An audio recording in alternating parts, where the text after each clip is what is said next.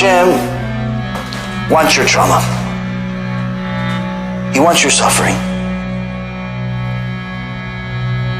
I'll give you a ra'ayah. I'll give you a proof that not only is Hashem giving you the suffering, giving you the Holocaust, giving you cancer, giving not you, but the people of the past that died already, giving people diseases, giving people trouble, giving people anxiety, giving people money problems, giving people child problems, giving people all of the disasters throughout all of history. He did it and He wants it.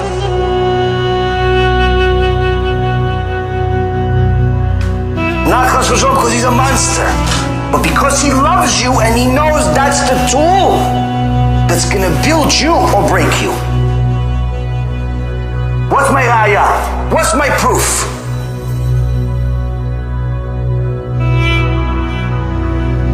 Adam Rishon. What do you know about it? He lived over 900 years, 930 years he lived. Did it mention that the Malachim were doing a barbecue for him? No, that's the Gemara. Did it mention that he was a giant, he was so big and beautiful? No, doesn't mention in the Torah. That's the Gemara. Born, made a mistake, got punished, kicked out.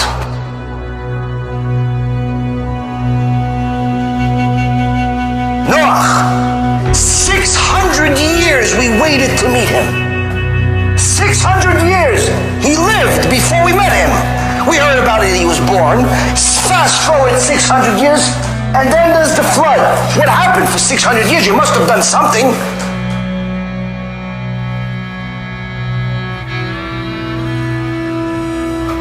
You know what Torah says? Who cares? Who cares what he did for 600 years? The only thing that's mentioned about Noah, trauma. Noah, I'm going to destroy the entire world. You got a year. You got a year.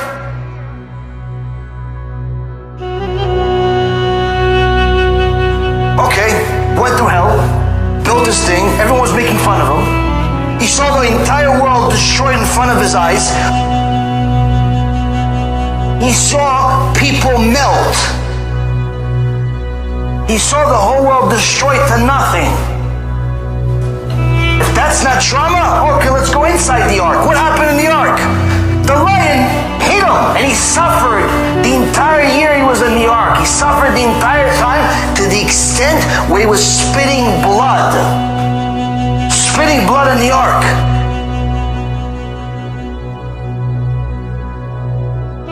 Avraham Avinu, 10 generations later, what do you know about Avraham Avinu? What do you know about Avraham Avinu? Avraham, believe everything that you know. Where am I going? Don't worry about it. Arrives, starvation. Famine. No food, no drink, no nothing. You have pretty much your clock to live is running out. Fast forward. Fast forward. By the way, you waited 100 years. Okay, let me send you some guests. Let me send you some guests that right after you chop off a piece of your body, unlike anybody else before you. I'm going to send you guests on that day. While he was dealing with pain and agony, that's what's worth a lot to HaKadosh Baruch Hu. Because that shows that you love him. If you get close to him through your trauma, through your difficulty, that means it's authentic, it's legit, it's 100%. But if you're only going to say Baruch Hashem when you win the lotto, who needs you? Fast forward, what do you know about Yitzchak Avinu? What do we hear about him? One, he almost got killed. 37 years old, his father is about to butcher him. Why? For the sake of Hashem, mitzvah. Second thing is, his two sons are having a battle, one wants to kill the other.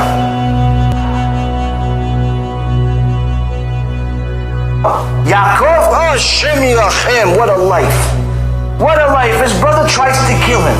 On top of that, he arrives at the #1 gangster's house in the world who cheats him for 21 years. How come you don't hear about all the good he had?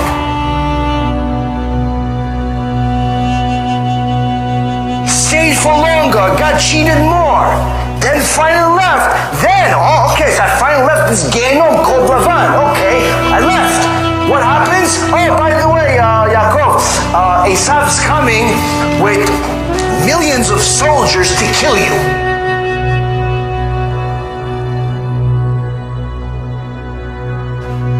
What else do we know about Yaakov?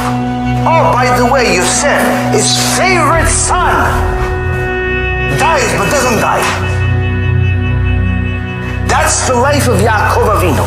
Moshe Rabbeinu, before he even reached a half a year old, they already tried to kill him. He had to live at the Satan's house, Paro. Then finally he comes back, gets thrown in jail by his father-in-law for 10 years. If that's not enough, he finally goes to Am Yisrael to go help them. What happens? They'll curse him and yell at him. Why'd you bring us all this disaster? And they don't stop. That's the life of Moshe Rabbeinu. That's what we know about Moshe Rabbeinu. You don't have a single verse in the Torah that tells you Moshe Rabbeinu went on vacation, had a good time, had some time off, relaxed by the pool. There's nothing in the Torah that's not about trauma. Why? Because those difficulties are what built us as individuals and as a nation. That's what HaKadosh Baruch Hu wants. Is he wants you to use the suffering to connect to him. Because when he gives you no suffering, what do? You run away from him. That's why there's a verse in the Torah, Sefer Dvarim. Don't forget Hashem. What do you mean don't forget Hashem? After he gives you prosperity, don't forget Hashem. That's what Moshe Rabbeinu says to Am Yisrael. To say that people that suffer or suffered do not get punished if they do not connect to Hashem and start following the Torah is simply contradicting the entire Torah from Aleph ad Taf. Because as you can see, the entire Torah is one big suffering, full of beauty and a unique and extraordinary and beautiful way to connect to our Father in heaven that loves us more than we love ourselves. And that's why he's forced to hit us, because he doesn't want to lose us. The suffering is for our benefit. The suffering is because he loves us.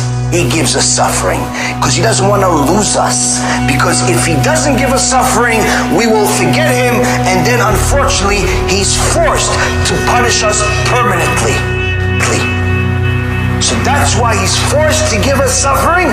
So we call out to Hashem, Shema Yisrael, Adonai Eloheinu, Adonai Echad. Because we have nothing else. The money can't help us, the friends can't help us, the spouse can't help us, the kids can't help us, the rabbi can't help us. Nobody can help us other than HaKadosh Baruch Hu. So HaKadosh Baruch Hu is forced, because he loves us, to give us suffering, because he doesn't want to lose us. But if we still don't listen, and with such reshaim until the gate of Gehinnom, we still don't do tshuva, what do you want him to do? Change the Torah for you?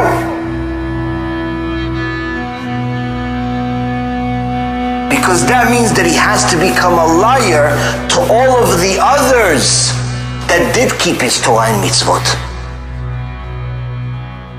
And he's not going to do that, because his signature is emet. His signature is emet. He cannot lie even if he wants to. He cannot change even if he wants to. He's so glorious and so magnificent and so unlimited that he's limited himself to not be able to change. But Baruch Hashem that you learned the truth today. Baruch Hashem that we learned the truth together today. Because now you'll know how to treat suffering from this point on. If it's suffering, it's difficult for me, that means Hashem wants my attention. That means Hashem wants to connect to me even deeper. HaKadosh Baruch Hu loves us, but he also has rules. And he gave us those rules in a love letter called the Torah. That Torah is full of suffering, but also it tells you, if you overcome the suffering and you listen to the instructions and use that suffering to connect to me, you will be like one of the people that I wrote inside the Torah. You'll be like Adam Rishon. You'll be like Noach. You'll be like Avraham, Yitzchak, Yaakov, Moshe, Aaron, David, Shlomo, all the righteous people. Why?